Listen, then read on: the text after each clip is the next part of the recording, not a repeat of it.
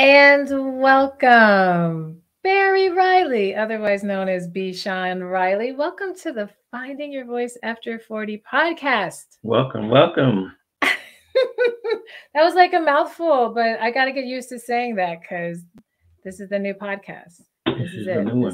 This is the dealio. This is the dealio. Congratulations on your new Uh, podcast. I appreciate you. I appreciate you a ton. And thank you for coming on this podcast and sharing this space. And we have so many good things to dig into. But before we dig into all the good things, I've decided with my guest that I would just read parts of the bio of your bio. Uh-oh, uh-oh. Oh, bio, so that people can get an idea of who you are. But I'm going to ask you a little bit of a question after I read it. And I know I didn't give you all the questions I'm going to ask today, but you'll be fine. You'll be totally fine. So let's read a little bit of your bio, which is a meaty bio. So, educator, social entrepreneur, author, speaker. B. Sean Riley is the co founder of the Olive Tree Foundation and a transformational leader and visionary who is reimagining education by utilizing the creative abilities and talents of youth as the primary catalyst for learning. For almost a decade, he has piloted this educational model where high school and grammar school students are taught real world skills through hands on, high impact projects that engage them as active participants in their education as well as create positive momentum in their lives. And then I'm going to keep on going through. A graduate of Howard University, HU. HU? Yeah, that's what you have to say. You know. You know? Hey, Gotta do it. gotta do it. Gotta do it. For those of you who don't know, in Washington, D.C., Barry holds a degree in marketing and a Master of Divinity from Garrett Evangelical Theological Seminary in Evanston, Illinois. He is also currently creating an online leadership and entrepreneurship training academy for youth set to launch this fall 2022. Yup. Wow. So now that people kind of know the formal you, how did that feel hearing me just read that to you? Oh, it felt amazing. I was like, yeah, bring it. Let's go. Come with it. Yup. All of that. And All that. and then some. All of that and And then then some. some. Some more. Yeah. Oh my gosh. So is there anything that maybe about, so that's kind of your professional, right? Yeah. But in this podcast, I mean, obviously we want to talk about that. But we really also want to spend time about getting to know the you, that Mhm. personal. So maybe if you could tell us a little bit more personally, how would you describe yourself? Who is Barry as a person? Um, well, basically, Chicago raised, born in Chicago, South Side, deep in the hundreds, as I like to say. That's really for my Chicago people. They can geolocate me. Geolocate you. Yeah. They can geolocate me if I say Chicago, South Side, deep in the hundreds. Yeah. They can pinpoint, where I'm from. So grew up in Chicago. Um, Great parents, working class Mm. parents. My mom was a teacher, high school teacher. My dad worked for General Motors in a factory. Um, Grew up very in a Christian home, as we say it. Um, very much into sports. I was a competitive swimmer, very much Mm. like that. About that life, About that uh, swim life. about that About that swim swim life. life. Yeah, Yeah. super into it. Was ranked in the nation as a when I was 8, 9, 10, all the way up through college. That's how I got to Wow. college. Yeah, Wow. got to college on a swimming scholarship. Did that. But yeah, I mean, I'm basically a regular guy that has extraordinary uh, visions and extraordinary ambitions to really impact the world, impact my own life. But Mm. yeah, I mean, regular city boy, growing up, doing things. Yeah. But not a regular, regular city boy who has made some very, it sounds like, amazing achievements, in adulthood. And I really want to spend time in this show because my hope is that by you sharing your story of how life is feeling after 40, maybe in comparison to before that, by sharing, this, yeah, I'm a regular dude, but I'm doing some extraordinary things. Like, how do we go about doing that? And so, you mentioned about being this swimmer, and I think, I'm going to hone in on that a bit. And I didn't say this, but I want to let the audience know that I know you really will. I know you really will. So, a little bit. Just a little bit. So I'll just let our listeners know that, Barry is my partner. He, is my love, and I really am not just having him on the show because of that incredibly biased advantage of everything. But the thing that really, has drawn me to just connect even stronger with you is because of your vision and because of your audacity to dream really, really big. I'm curious to know, with that swimmer, which is such a rare thing, I think, to hear from Black men, for you, what was it maybe in the things that happened in your life before the turning 40 that really you think has helped you have this bigger vision and be able to find your voice more at this stage? Was it the athleticism? Was there something in that taught you? But what would you say really prepared you to really step into yourself? Or did anything? Maybe something didn't. Yeah. Yeah, swimming had a profound effect on me, profound impact on me. I was good at a lot of things. Anything that I did athletically, I was good at. I played baseball, I played football, was good at both. I was a part of the infamous Harvey Colts. Those of you all who are, know what I'm talking about, did that. But there came a time when I had to choose sports because a lot of those seasons kind of they overlap. So, coming out of grammar school, going into high school, I had to kind of choose. So swimming, I was good at those other sports, but I was really, really exceptional at swimming. So I chose that. And I didn't want to be like everybody else. That's another thing too. I was just like, there's some melanated football players out here. There's some melanated baseball players out here. But, they ain't really seen no brown boys getting in the water and, tearing it up. Right. So I chose that intentionally. That I'm not just joking. I intentionally said, well, I want to be a little different. So let me go. Plus, I already had a lot of momentum in swimming. And it was very, very profound because swimming is a very solitude type of sport. You're in the water by yourself in your thoughts for hours and hours and hours a day. So that alone was transformational for me. Also, when I was growing up, I'm a little older. I'm over 40.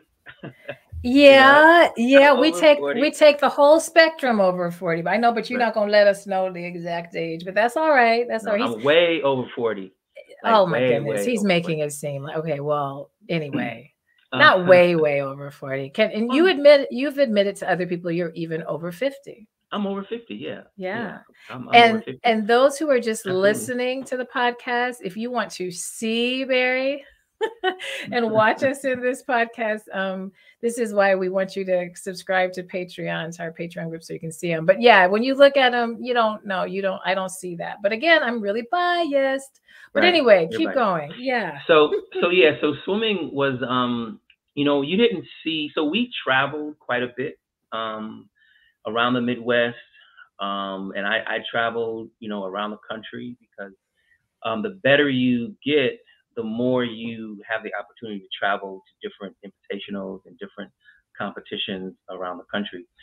So it was a lot of us. I was a part of an amazing swim club in Chicago. We trained out of Chicago State, and it was literally a couple hundred little brown bodies, I love girls and hearing you boys, say little brown. I love that. little Yeah. brown bodies, Yeah. and we had a swim club, and it was an amazing swim club. There were a lot. I don't. We had a lot of. We were so good, actually. We had a lot of other ethnic groups and other cultures that swam and trained with us. But one of the things that really impacted me is that when we would go to invitationals, we would go to swim meets. Of course, we were the only brown bodies in sight, so it was an event. it was a it was a thing, Mhm. because like, who are these people? Like, what is going on here? Like, what did we miss something? Like, why are all these brown bodies pouring into this pool area and getting in the water?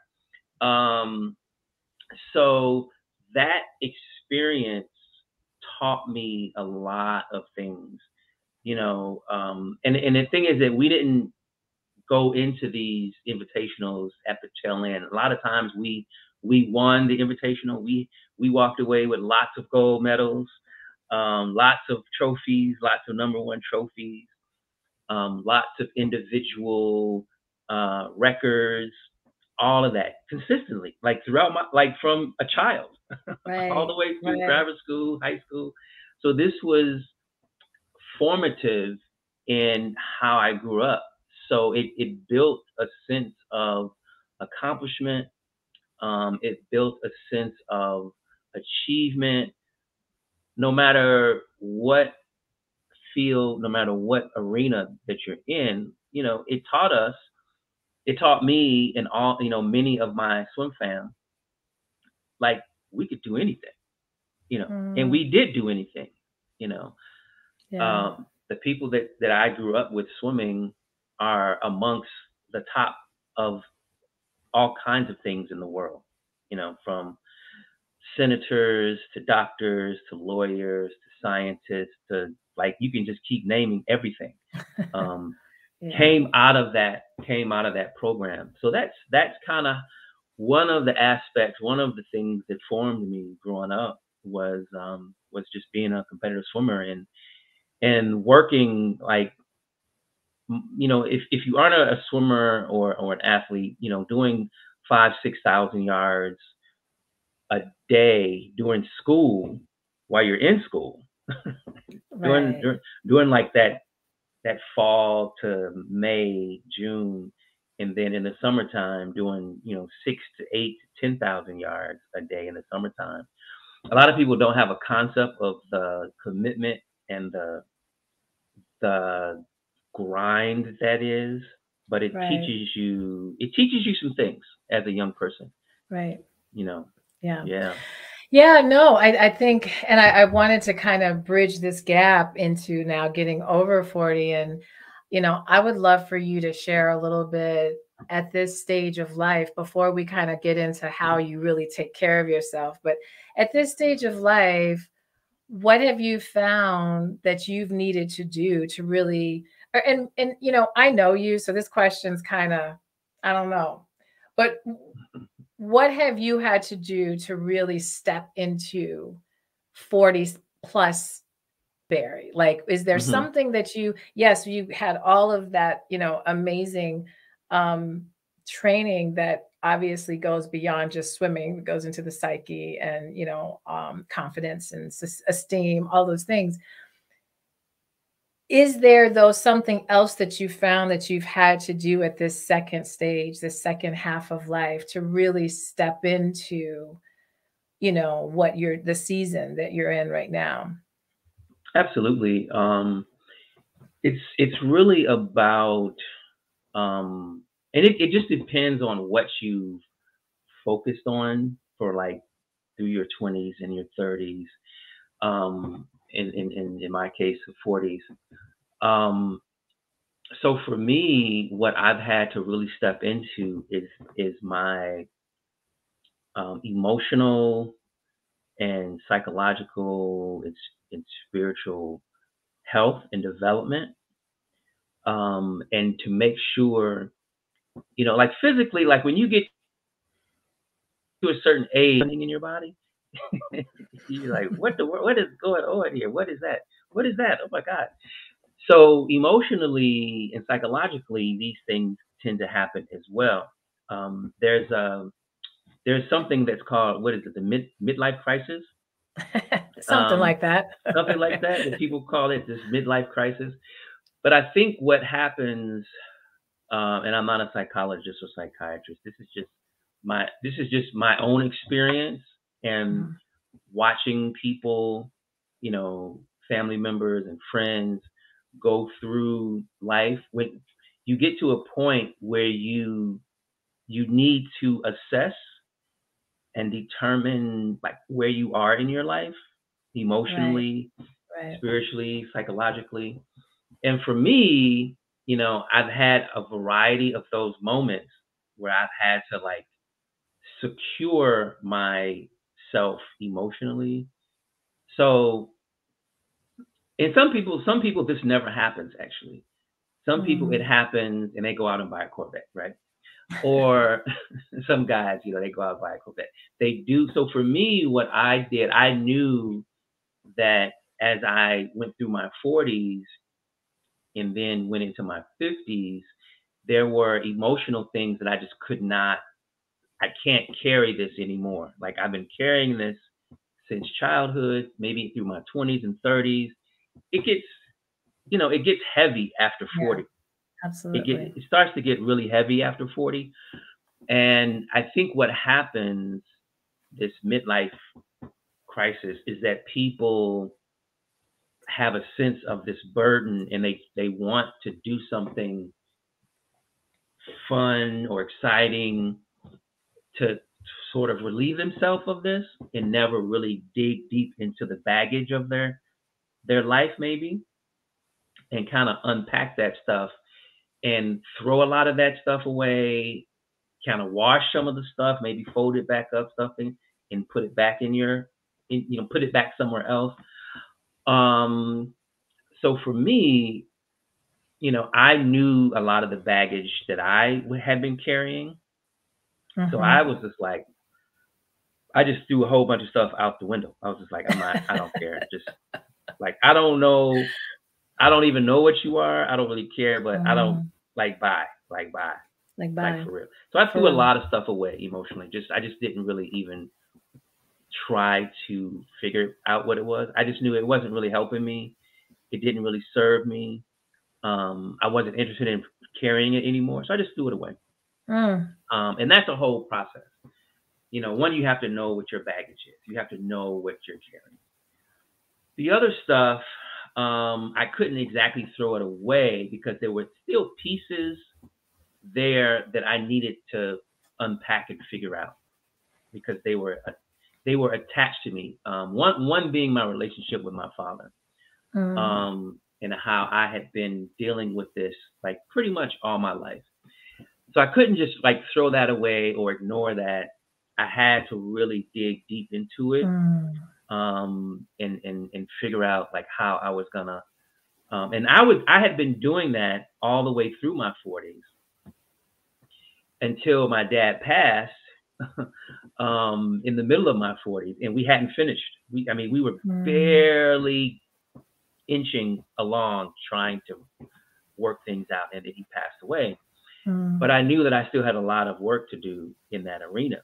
So, so yeah, I mean, that's one of the things that I had to really seek to fill in the gaps Mm. emotionally, Yeah. psychologically, um, to figure out how I was gonna be, how I was gonna resolve all of those issues without my father being there.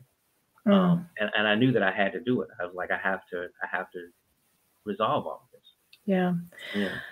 No, well, you just brought up some really powerful things, and I think this last piece of what you're talking about, you know, reparenting ourselves more or less, understanding, you know, these things in our childhood, these relationships, whether they be with parents or siblings or other family members, how when we get to this after 40 space, that heaviness that you've been able to kind of just sit up under the cover or just kind of it doesn't fit anymore. And so Right. to get to this desire, to get to this joy that we want in life and these big dreams, that's those things, those things that we're still wounding in us.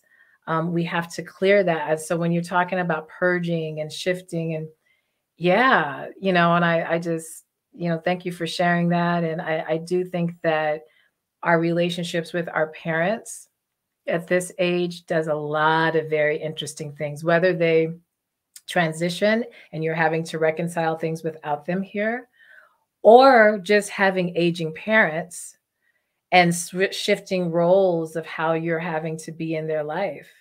And so I think that's really powerful. What you kind of suggested what you're doing with your kind of mental health or spiritual health, but one of the questions that I'm asking every guest is, because this is to me the point of even doing this podcast is, us looking at taking care of ourselves holistically so that we can find our voice or step into who we are. And when I say find your voice, I don't mean like what pitch. No, I'm not talking. La, I'm la, la. talking la la la. I'm talking about your voice, your mojo, your purpose. So what type of self-care, do you do? Let us in on how you take care of mind, body, and soul. What do you do for that? Or you can just pick one. Like you don't have to Just give one. all. Yeah. Whatever you're comfortable with. Yeah. Well, I'm a big fan of finding what I call your wellness protocols, like really what it is. Like, how do you know when you're not doing well? Like you're on the edge. Like it's like I have to. A lot of people, they'll reach for a drink. I've done that. I've been there. Or they'll reach for a smoke, or and I don't, and I've been there too. I've done that too. So I'm not knocking any of that. I'm not saying anything negative about that. But I like to do things now really that pour into me, that build me up, that give me a sense of balance and equilibrium when I feel off a little bit. And I think one of the first things you have to know when you're off, like when you're off daily, weekly, monthly, and then how to bring yourself back to equilibrium. So for me, being at equilibrium is when I can think clearly, when I'm calm, when my emotions when my emotions are not a wild horse and I'm on the horse and the horse is just it's just like taking off and you can't control it. Like I've been there. I know how that feels, and it's not a good feeling. Yeah. You're not in really control of you're not in control, because if your emotions have gotten away from you, then you're liable to do anything. So one of the things that I do is and this, I take like extreme spa baths, like You like taught I'm me. You taught me. Really, you did. It's crazy that yeah, a man taught me that I needed to sit in the tub and have yeah. spa. Yeah, well, that's my, because I'm such a water baby. I grew up Right. around water. I spent my Right. early childhood around water, not just swimming, but um, I had the opportunity to spend a lot of time in Michigan at a camp, a Bible camp. So there was a lake, so we were always in the lake, swimming, water skiing, to like everything. So I'm water for me is like almost air. So, it just makes sense that when I need to get back into a sense of equilibrium, I have to be in some water, either man-made or God-made. Yeah. Um, Yeah. so I like to get in the tub, hot, steamy, with some ingredients. I've got my little potions that I put in the tub when I can. I learned from the best. Yep, I do Um, too now. And I got, when I'm able, I got some music, I got some candles, and I just sit in there and I'm done with it. It's Yeah. like it just takes me to a whole nother. when I get out of the tub after I've done my duty, my spa duty, I'm like it's gonna be okay. It's gonna be okay. Yeah. It's Yeah. gonna be all right, whatever it is. And everyone, you have to find whatever that thing is. I have a whole music thing that's a part of my wellness protocol. I have music playlists, books as well. I have hundreds and hundreds and hundreds of books that whenever I need something, and books have been an amazing mentor for me, amazing wellness, amazing healing. Mm. I've been able Hmm. to use books and stuff. So those are just a few of Yeah. my wellness protocols, the things that help me take care of myself. I love it. I love it. And like I've been chirping in, you seriously, when I met you and you talked about taking baths, and I remember you were like, oh no, I soak like, for an hour and I'll come back in, or I might spend the whole afternoon. And I was just like, wait, what? That's And crazy. That's crazy. And you've actually seen me do it, so I wasn't playing when I no, was. this is him. And I what's haven't seen me do it. crazier is that I had never even fathom the idea of getting in a tub to soak like that on a daily or regular consistent Yeah. multiple times in a week. Yeah. And because we met during COVID, during like the height of the pandemic, um I really, when you told me that, I was like, okay, well, I have this beautiful tub. I have an amazing tub, like this crazy tub. Let me do this. And I created, yeah, that spa experience. And of course, it felt amazing. So I'm like, okay, let me see if I can do it again tomorrow night.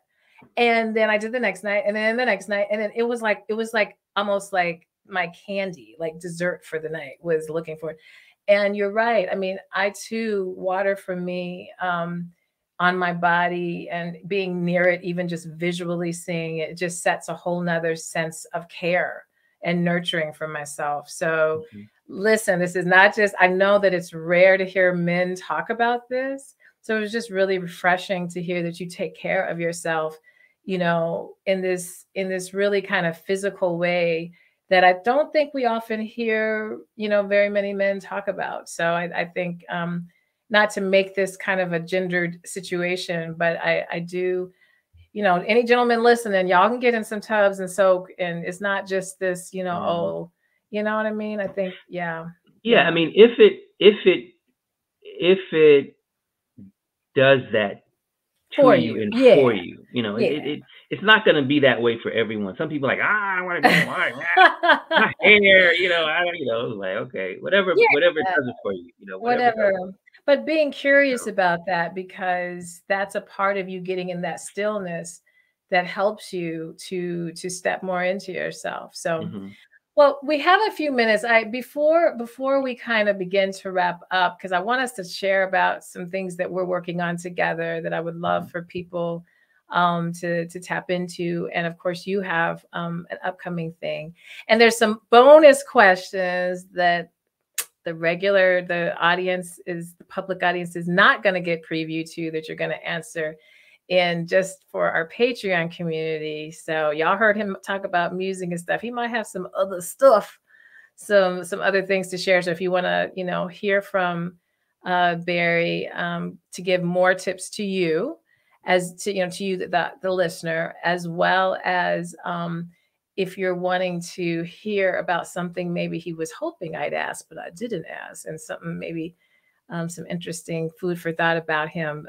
He's going to share that only on the Patreon. But before we kind of get into all of that, this was a question that I didn't tell you so much ahead of time, but,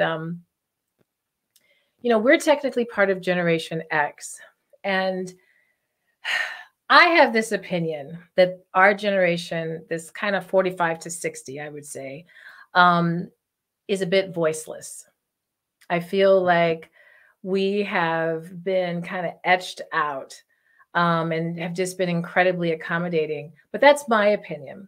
What is your opinion? When you think of generation, when you think of millennials, you think of now Generation Z, you think of baby boomers. What do you think is what's up with Generation X? Like, what would you say is maybe something, I don't want to say that challenge is challenging, but what are your thoughts about our generation? Mm-hmm. Well, you said something. We were very accommodating. Two statements that come to mind as a child. Be seen and not heard. You've Mm-hmm. heard that, right? Absolutely. Absolutely. Only speak when you're spoken to Absolutely. as a Yeah. child. So those two statements really, when I was growing up around adults, it was like, be seen and not heard, and only Mm-hmm. speak when you're spoken to, or stay out of grown folks' business. That was the. So yeah, I mean, I think we were incredibly accommodating. I think that the we were also considered the latchkey generation. Mm-hmm. Mm-hmm. Our parents Yeah. were working. So we spent a lot of time coming home and kind of just finding our way through those times when our parents were still at work. Right. So we had to, figure it out. And we did. We did figure it Right. out. But We did. right, we were the generation that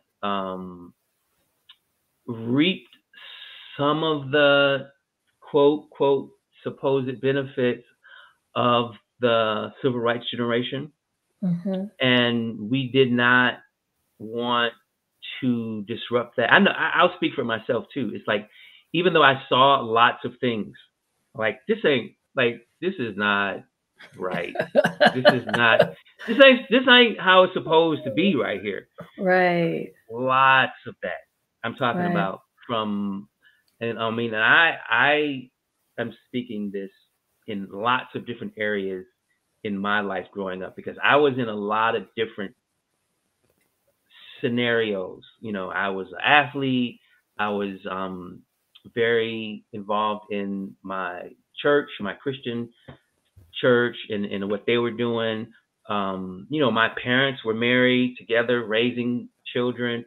So in all of those scenarios and more, you know, my mother was a high school teacher, and all of these things, there was just stuff that I was like, this is not right. Yeah. There's Yeah. something wrong with all. So, but you don't say anything. You just you just Right. put your head down and be like, I'm gonna do what I'm told. I'm gonna, not flip the tables over. Right. Even though you knew as a child, like, no, this table need to be flipped over right here. Yeah. So we were like that. I mean, I definitely will say that I was. A lot of my peers were. We didn't make a whole bunch of waves. We didn't, because we didn't want to embarrass our parents. We didn't want to. And so how has this impacted us now as our 50 something, 40 something? And so this is why I created the podcast, because when you're being so conditioned to only be seen and not heard, Yeah. hence finding your voice, being heard, this is kind of the last question, and then we'll share more about what we're working on together. But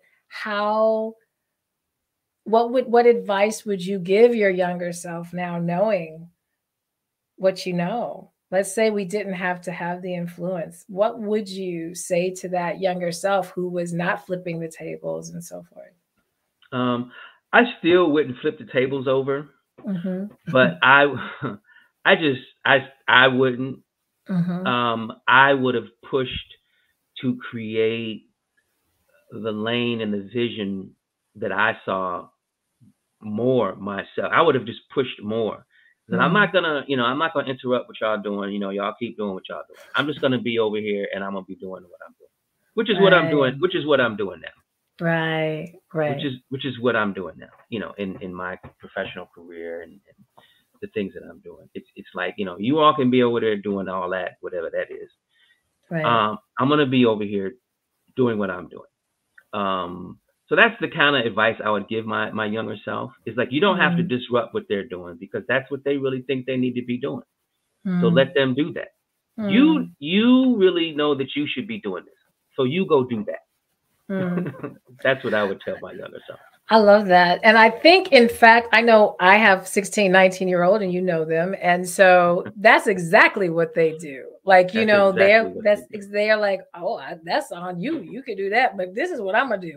And I Yeah. see so many parents who are like, but they won't listen to me, or they won't.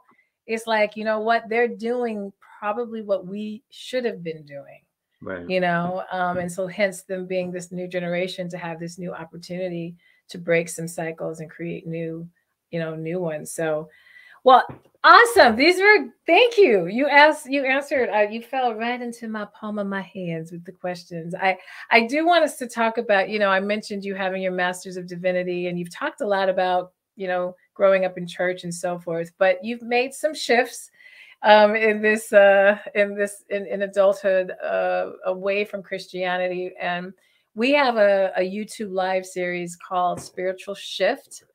And so every first and third Sunday, we get on YouTube Live, and it also comes on Facebook Live. And we talk about topics related to spirituality, a little bit outside the box. But we also have a spiritual shift sanctuary that we do together. And you really lead that. So if you could just let the audience know what that is, and, I'll share kind of how they can jump on board for that. Those who are watching the video and they're already part of the community that gets to have access to this. But if you could just tell people a bit more about Spiritual Shift Sanctuary, and then I'll share kind of how they can get involved in that. Yeah. So the Spiritual Shift Sanctuary, is really a deeper dive into all things spiritual. We tend to, I tend to lean towards a Christian lens, because I grew up as a Christian. I tend to dive into the topic of spirituality through the Christian lens, but then I really push past the religious notions that Christianity teaches, and really get to the deeper meanings of Christianity, and how, some of the meanings of the terms and the concepts that we all know about in Christianity: God the Father, God the Son, the cross, salvation, death, burial, resurrection, like all of these things, and lots and lots and lots more. All those concepts really existed way before Christianity. So we delve way deep into that, and it's not church, it's not a Bible study, it's not. It's a very open-minded conversation about the journey that we're all on, and our search for meaning and validity, and what it is that we're using to make sense of the journey that we're all on. So, like, anybody can come, no matter what your faith or denomination is, what you believe. It's a safe space to talk and discuss, ask questions. That's really what it's for. Right. Because I'm still studying, I'm still learning, I'm still researching lots of things related to my own journey. And then we kind of wanted to open it up for other people that were on the same journey. Right. So yeah. Right. Yeah, it's yummy. It's yummy. And we meet up, and I say yummy when I mean like it's really good. But we meet up once a month. It's just a once a month deal. And so if you're wanting to learn more about it, or want to join and check it out, all you have to do is go to patreon.com/findingyourvoice, and you'll see there's 3 tiers of membership. And we are doing a special right now because we're just newly opening this up. And by the time you guys hear this, we'll still be running this. That basically, if you subscribe to any level, any tier, you'll have access to attending it's just the last Sunday of each month for an hour. And then anytime we have other discussions or resources or what have you, you'll be included in that. So I'm excited about it. I've enjoyed it. I've really enjoyed doing the spiritual shift discussions with you. It's such good food for thought. And I could go on and on, but I'm not. So 2 last things very quickly. If you could share how people can, and I'll put this in the show notes as well, but how people can get in touch with you, and because you have something amazing also, in addition, I'm not involved in this, but that you are launching at the time that people will hear this. I think you'll be right in the middle of doing your info sessions on it. So if you could just describe that and then how they can get in touch with you.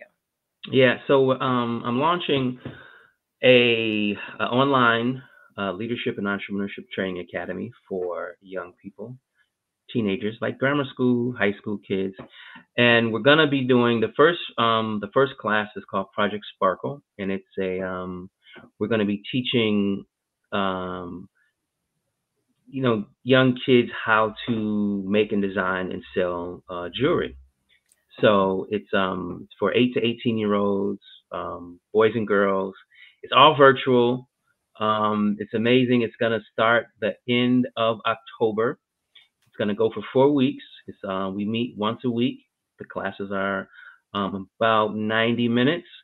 We're gonna go for about 4 weeks. That last week, we're having a big showcase so that the kids can sell all of their jewelry online, and that's kind of the start of an amazing thing that we're going to be doing online with young Awesome. people. So you can go to bshawnriley.com to find more, to find out more about it. You can just click on Project Sparkle once you get on that site, and it's www.bshawnriley.com, bshawnriley.com, and Awesome. you'll be right there. Yeah, and I'll include all of that in our show notes so that people can just directly hit a link and make sure you check it out and browse some other things. You've got upcoming books coming later, and I mean, just really exciting things. So it's been an honor always. I talk to you a lot, but I never get sick of it. I never get sick of talking to you. It's amazing. I did have this question, and I didn't let you know. I am letting future guests know. And a theme song. Like, is there a song that you feel, because we're creating a Spotify playlist, and I know that when we've talked previously, we had mentioned a song, but I wanted to think of, like, is there just a groove that, or a theme song that yeah, when I hear that, that's my You're my my jam. jam. I know it's hard to narrow down to one. Look at him, he's dancing. Y'all can't see him listening. Like Shaka is always good to me. Yes. Like Shaka is always good to me. So like do you love how it feels? What's that song? What do you love how it? Oh, do you love what you do That's it to right me? there. Yeah. What you do to me. Yeah. Love what you do to me. Yeah. That's it right there. Do you love what you Yeah. feel? Yeah. That's it. Okay. Yeah. All right. Yeah, We you got put it. that on. You put that on, and I'm just like, How can yo. you not dance to that song? Like, I'm dancing internally right now. I'm like, I'm going. Yeah, Shaka's always good. Shaka's always good. I'm always on some Shaka. She is. She is. She is. So, all right. Yeah, Well, love that'll what be you included. yeah. Yeah. Yeah. Love what you do to That's me. it. Yeah. You can put that. I All got right. a lot I of stuff. I got wanna a lot of dance. music. Oh, I I wanna wanna dance. dance. Oh, yeah. That's it. Yeah, you All can right, put we'll that on add there. that. We'll add that. All right. Well, this has been awesome, and thank you again. And what we're going to do, listeners, if you want to hear more from B. Sean Riley, otherwise known as Barry, get some tips from him, as well as hear something he did not talk about here, but that is very important about him, then just head on over to patreon.com/findingyourvoice. So we'll be back next week. And those who are watching the bonus, just stay tight. All right. Take care. All right. Bye-bye. Peace. All righty. Let's do the bonus. We only got 10 minutes for the bonus. We don't have much time, maybe less than 10, more like 5. But welcome to the bonus side. So the first bonus question is, what advice would you give? Like, at least one piece of advice. It can be up to 3, no more than 3 tips. But what's some advice to help people who are struggling, having difficulty with finding their voice, with stepping into their purpose? Right. One, you have to just stop and be still so that you can kind of rediscover yourself. You know, you can't find your voice unless you don't know who you are, actually. Right. and what it is that you are about. So you have to get still. And there's lots of ways to do that. I mentioned taking baths, spa baths. Yeah. Anything that's getting you right You in can that you can physical stillness. Yeah. you can go on walks by yourself. There's lots of forest preserve. Well, I'm in the city, but lots of places have forest preserves or parks where you can just go and just be still. You know, Yeah. and if you're able to do that, I mean, I really encourage you to do that. Your inner self, your self will begin to speak to you. If you can quiet your mind, leave your phone alone, turn your phone off, and kind of close out all of the external stimuli, Right. and just Right. sit there by yourself and just listen to your Mm. to yourself. Yeah. That's the first thing, you know.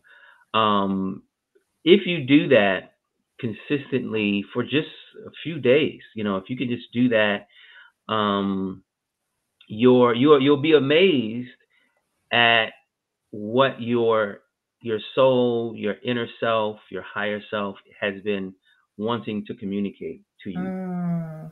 I love It's just that. that we have all of this stuff always, Yeah. coming at us, whether it's our kids, whether it's work, whether it's some, podcast like this podcast. But the thing is that I love Podcasts are podcasts. helpful. They're like school. They're like I mean, school. I love podcasts. I Me have a too. podcast. I'm on a podcast right now. I mean, so the podcasts aren't the problem. The podcasts aren't the problem. No. The Yeah. podcasts are great.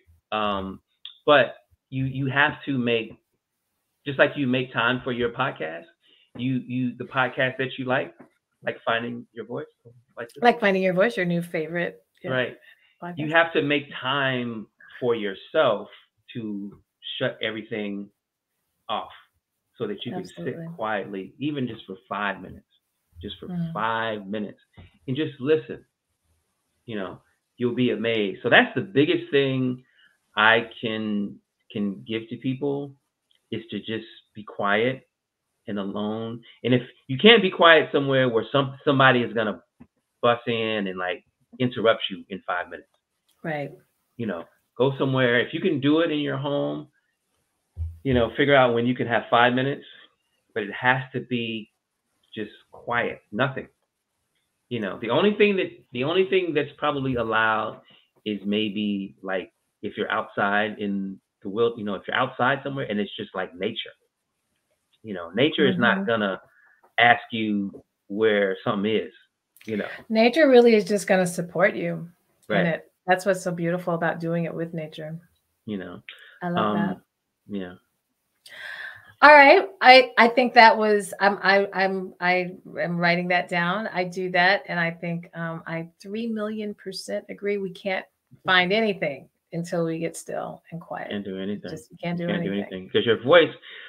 We think that our we don't know, but it's that we have so many, and I'm totally guilty of this. Like, I have stuff going all the time, but that's another thing that, like, when I need to really center myself, I have to go somewhere quiet and just sit, just in silence, just Absolutely. nothing, so that I can Absolutely. just hear what I need to hear, what's going on, next steps, what do I need to do, what am I trying to, like, what do I, you know what does my higher self want to say to me? Absolutely. You know. Yeah, no, it's a huge part of it. No, thank you for that. Thank you for that. So last question is, what is something that you want people to know about you that I didn't make room for you to share, but you think is a really cool part of yourself, particularly at this stage of life? Oh, you know what I'm gonna say. I know, but they don't. So you go You know what I'm ahead. gonna say. No, I'm really just coming out of the closet with my music. It's been it's been it's literally been hovering around in my life since I was like a child, like a kid. Really, I mean, I'm like a musical genius. I really am. And I love I it. I love don't, it. yeah, I don't, I'm not, I don't have any real, you know, thoughts of being like on stage doing stuff, even though that may happen. I just like making music. I just I, like making music that inspires me, that makes me feel good, that I love. I listen, and you've been in my car. I put on my own music. yes, and it sounds amazing. And I wish, we're bringing in artists during our Art Voices Matter series. And we will, those who are musicians, we will be playing their music and putting it on. So I would love to include, but you got to get that copywritten and all the things Right, before people. we But got but some. we'll have to do a part You're helping me two. with that. You're helping Yes, me with getting all of the stuff really situated. absolutely, so that people Yeah, can actually hear it because it is really yeah, good. I was yeah. actually quite blown away that I'm like, wait, what? How huh? So yeah, I love it, So man. I love it. Yeah. awesome. Well, thank you again. This really wraps up our whole bonus. I love you. I appreciate you for Ditto, ditto, ditto. yeah for spending this time and sharing your voice. And it's been great. So Thanks for um, having me. Thanks for having me. absolutely, absolutely. In the time. So, you guys who are watching on the Patreon, thanks for tuning in. Thanks for being subscribers and watching the bonus. And if you have any questions that you want to submit, then you can always just message in the comments here on the Patreon site, and we'll get to it and answer that and include it on the shows. All right. You guys take care and have a blessed day. Peace. All right. Bye. All right. Bye bye.